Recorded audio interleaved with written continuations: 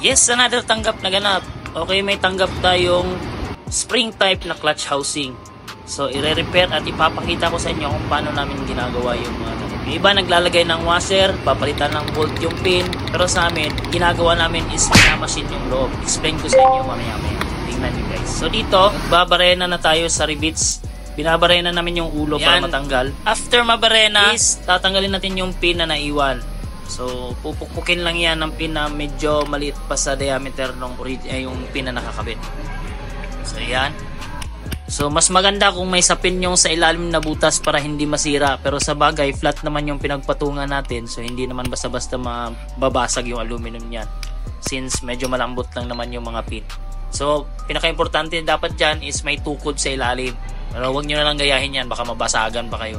So after natin matanggal yung mga pin, bubuksan na natin at makikita nyo yung spring na nakakabit. So, merong maninipis at merong makakabal. Tatlo yan. So yan yung kalimitan ng mga spring type na clutch housing. Bali itong video pa lang to guys is dalawa ang gamit nating clutch housing. Isang pang barako tsaka isang pang ewan ko nito.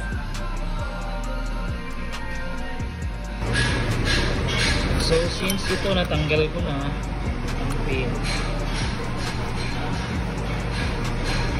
tingnan nyo sa loob.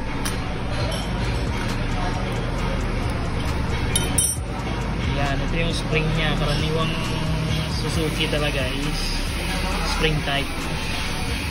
Hindi ko alam kung ano to, Raider ba to, J or Carb na 150. Ito, ang ginagawa nito pag fitting, laki ng clearance.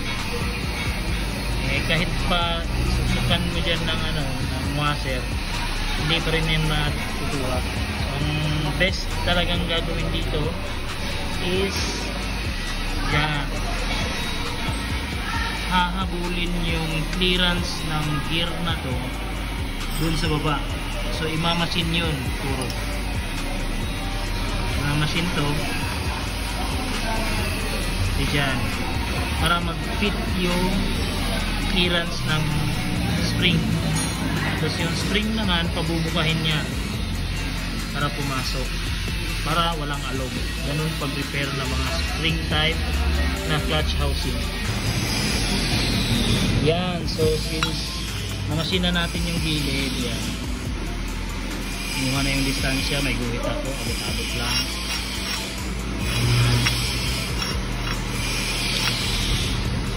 So ngayon, check natin yung kanal.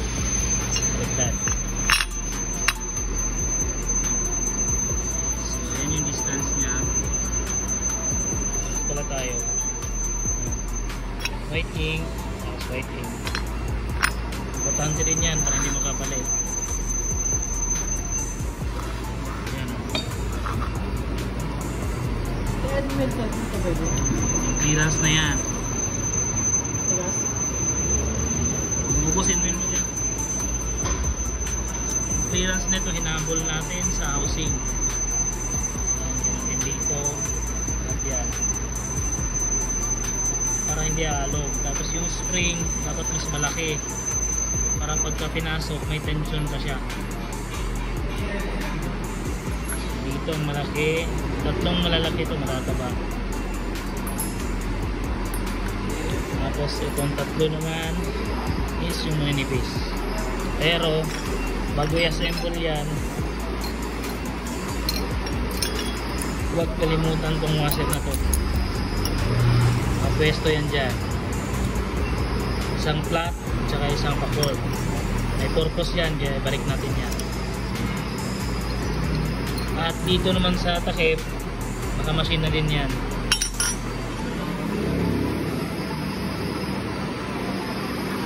Basta kuha na yung clearance nila.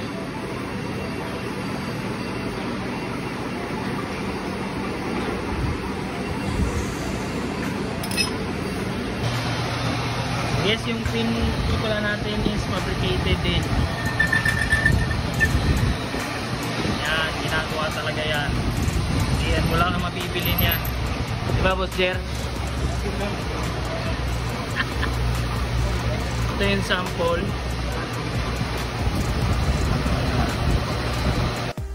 At dito nga ipapakita ko kung paano i-assemble. Ito lang naman mahirap dito eh. Pagka ikaw lang mag-isa, mahihirapan nga talaga sa paggawa. Pero kung sakaling may milling naman kayo, o may pang-ipit, o may pang-kapit, pang-press, makahawak lang dun sa sa gear, kayang-kaya na yan.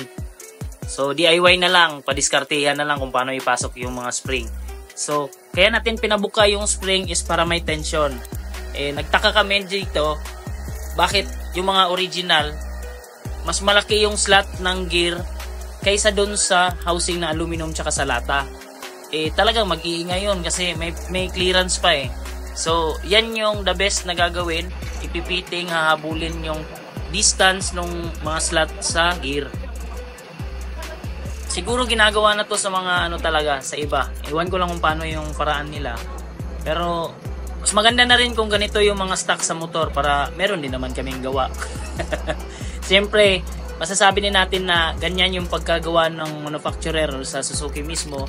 Kasi mas pro to eh.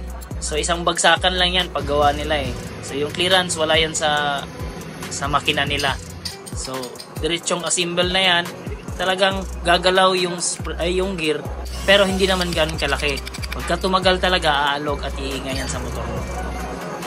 So dito ina-assemble, pinapasok ko na yung pin. Yan, konting pukpuk lang. Mas maganda yung pin na medyo masikip para hindi mahirapan na ikabit. Kaya ako binalik yung washer na dalawa, flat tsaka yung pan. Kasi yan yung nagkukuha ng tension sa gear para walang alog dun sa housing na aluminum. So yan, makikita nyo, tapos na ang gawa natin. Try natin i-alog. Try natin punasan, papakita yung pin na machine. Yan yung ulo. Tapos yung pagkapitpit is sa likod na side. Doon pinipitpit, hindi sa side na ibabaw. Doon sa loob. So yan, wala nang alog.